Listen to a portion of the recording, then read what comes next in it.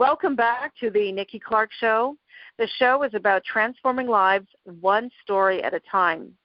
And it is our complete delight to invite people from all walks of life to come and share their heart stories, their stories of upliftment, empowerment, and transformation in their journey called life. And I am really excited to speak to an incredible individual. She's a young woman who is a mover and shaker in different parts of the globe. Right now she calls Toronto her home, but Rita Ngarambe has been crowned Queen of Emancipation Month Canada. She's Miss Face of Humanity Rwanda. She's a spoken word artist, and she demonstrates her humanitarian activism through various ways, including spoken word poetry. She's also a full-time writer for migrantwomenpress.com, and her work has been seen in the Hamilton Spectator, in the New Times Rwanda, among many others. And she continues to inspire young people into believing themselves and thriving to be the best they can be by promoting humanity through a very special show, which I was a guest on not too long ago, the amazing Cypress Show, which is on Go Live TV Toronto online. And please, without further ado, welcome Rita Ngarambe to the show. How are you doing, Rita? I'm good, thank you. Thank you so much for having me on your show. It's such a pleasure and an honor to be part of it. Thank you so much. Awesome. Oh, it's a complete pleasure and delight. So thank you for your time. I know you're very busy, but yes, I would love for people to know more about your walk. So tell us about your background leading up to what you're working on these days. Thank you so much for the beautiful question. So the walk has been really the ups and downs and just trying to figure out things. I did write down goals and was trying to make just career achievement goals, the thing in terms of things to pursue. And not long ago, like about a year ago, that's when I graduated from high school, and I had in mind that I was going to go to university right after college, which didn't really go as planned because I had to move to a different country in order to be with my father, which is how I ended up here in Canada. And ever since then, I've just been captivated with helping people. I got involved in community centers, like volunteering, and the more you engage into the community, the more people talk to you, and the more you realize that there is more to life than education. There is more to life with their stories, and it was inspiring, really. So that's how I got drawn to be the person that I am today. Excellent. And talk a little bit about your life in Rwanda. Rwanda has seen so many changes, coming from kind of a turbulent history. Can you kind of describe what life was like living in Rwanda? The life living in Rwanda was, per se, I would say, fulfilling, but also, like you say, like you mentioned, that the history of the country in itself. Luckily enough, I was born in 1997, which is just about 3 years after the genocide. 2 years after the genocide against Tutsi. And my family was part of the people, the victim side, the people that were being killed. So obviously, my father, who was young at the time, he had to go to be part of the liberating team that served the country, as well as losing his brothers. My grandmother, who raised me, also had lost so many family members, and it was just a lot. They were all into all the aftermath of the genocide, which killed 1 million people just in 100 days. So you can imagine how shocking it was, and me being young and innocent, trying to be beautiful as a radiant young child, but then there is all this darkness within the community, within the people. But at the same time, we didn't have much in terms of watching TV so that all this information can be fed onto us. So there was still kind of a life within itself where people were still able to commune with each other, unless you really know or grown up enough to understand what was going on, because some of the families of the perpetrators as well as the victims were living right next to each other. So as young people, there was like that innocence of not knowing whether you're safe or not, but they were still able to cover that up, which I would say was almost like resilient, because it's like this dark moment, this dark crowd hovered over all of them for a moment, and then when it all went past, they became human beings again, which is one thing that, it's one spirit that speaks to me loud even when I think of Rwanda up to now. Just how people are able to hold each other again after those things that you would otherwise think was the end of their humanity. Wow, that is profound, and I can't imagine the horrors your family experienced, but I can hear the resilience that you inherited from them, and your just your courage and your determination to thrive and to also give back is really it's really quite amazing, and I have to applaud you for every effort that you make in doing this work that you do. It's really very special. So tell me a little bit about Miss Face of Humanity Rwanda. How did you come about that? What is that? First of all, I haven't heard about the organization, and how does that relate back to what you're doing in your humanitarian efforts? It's a young organization, actually. I think about 3 years. It has been founded since 2015, but they only have nominated about 3 Miss Face of Humanity Global so far. So what it is a platform that amplifies young women who are aspiring to do something that contributes to the human race as a whole. And it's not like a beauty pageant. They're more on the side of what you have to offer. So you present your project, and in each country, women get to compete. And if you're chosen, you get to represent your country. And then you go on forward to the global contestant to be the one Miss Face of Humanity Global. It's been incredible. It was a funny story how I got engaged in it. A friend of mine shared with me, I believe it was an Instagram post. She's like, Rita, I think this is meant for you. I applied, and as soon as they saw the introduction, they were like, yeah, you're going to represent Rwanda. But I'm like, there's other 5 women who are contesting for it, and they said, well, you got it. So it has been an honor and a pleasure, but it's an ongoing race. So I will need all the support I can use. Yeah, absolutely. It's a really great launching pad for what you're doing in your walk to help the community move forward. But not to kind of discount your physical beauty. I mean, you're a very beautiful woman, and I know you do some modeling as well. Is that right? Correct. Yes, I do some modeling as well. I think that was part of the other motivation as well. Like they usually have this saying where they say beauty and the brains can't go together, and I look forward to kind of change that narrative. And also my background, where I come from, the country or the ways that I was raised in, seeing how I kind of tap myself on the shoulder just because of all the people that I started my life journey with who have been left behind. And I get to see that I have made a certain step. I'm not exactly where I want to be yet, but I'm proud of where I am. And I'm like, I would love to show, even if it's just a portrait of where I stand right now, to all the people that I've left behind. If the children or the young women in my village can get to see me today, I believe I'll be like a role model, really, like the highest of all. But having been outside their circle, I'm able to see women like you. I'm able to see women around the world who are doing other incredible things that I aspire to do and to be.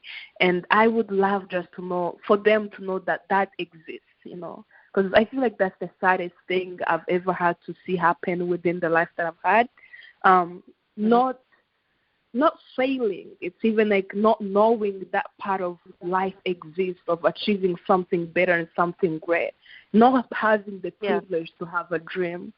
So I believe when I'm able to win Mistress of Humanity, or even the little things that I'm doing right now, if I can get a chance, a way to mirror it back to those people, to those friends of mine, the old friends of mine, it would be the absolute achievement in this life, I think. Absolutely.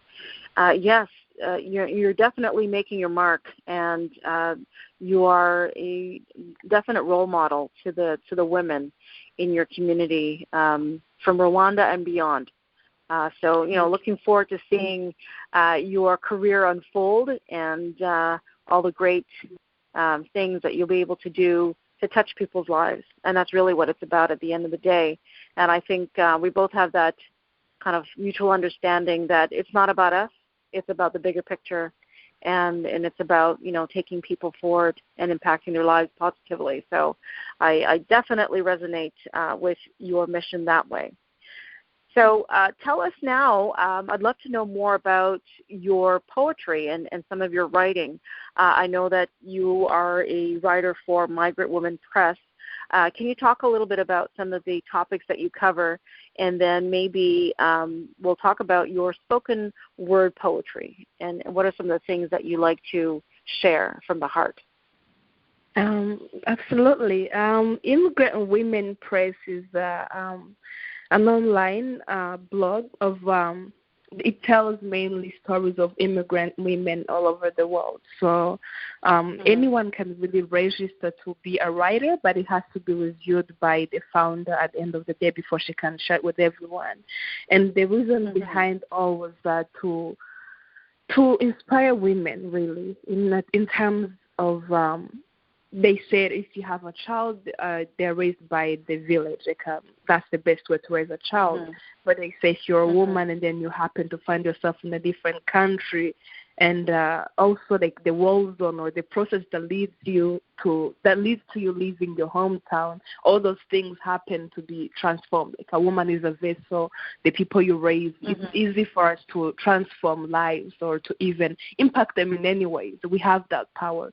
So what better way to do it but to first empower women? So if the immigrant women can get to tell their stories, maybe so many people can get to learn to be a little bit more human, to be a little bit more compassionate, more gracefully giving or loving and caring and understanding, and also just having that sense of home. Because I believe a woman is in any crisis, when the mother of the house seems calm, you're like, yeah, I think it's safer. Because men, it's easy for them to say we'll find solution, or that's what we believe of them.